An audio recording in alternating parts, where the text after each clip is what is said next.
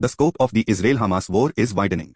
Looking at the crisis proliferating around the world, it's clear that we are in an age of geopolitical tension that resembles the Cold War. A time of constant, continual threats to international order. But this time, the West is treating each of these threats as one-offs to be dealt with separately in the hope that soon normalcy will return. But conflict is the new normal. Look around. The war is going badly for Ukraine, which is critically outgunned and outmanned by its much larger adversary. Its key advantage, access to Western arms and money, is in peril. The US Congress seems unwilling to pass legislation to send in more arms and money. The European Union is stepping in and selling parts of the gap. But Europe does not have the military-industrial complex to send Ukraine the level of armaments it needs to fight Russia.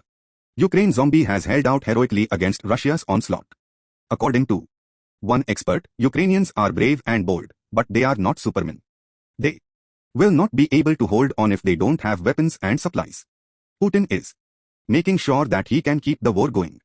Putin's aggression has not left it isolated in international arena, getting arms from North Korea and recruiting men from as far as Cuba.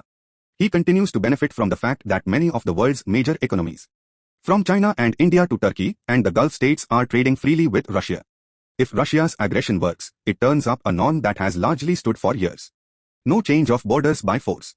Many believed when the Gaza war began that it would be short and that Prime Minister Netanyahu's government would fall. Neither is likely.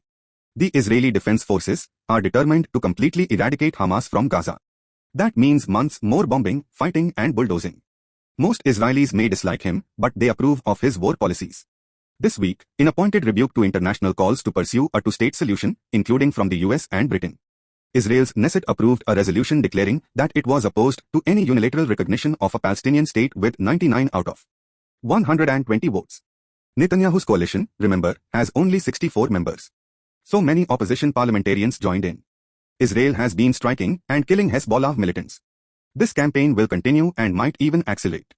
The IDF's goal is to weaken Hezbollah to the point that the roughly 80,000 Israelis who fled their homes in northern Israel can return. But at some point, Hezbollah might respond forcefully, which could trigger an Israeli incursion into Lebanon, truly widening the war.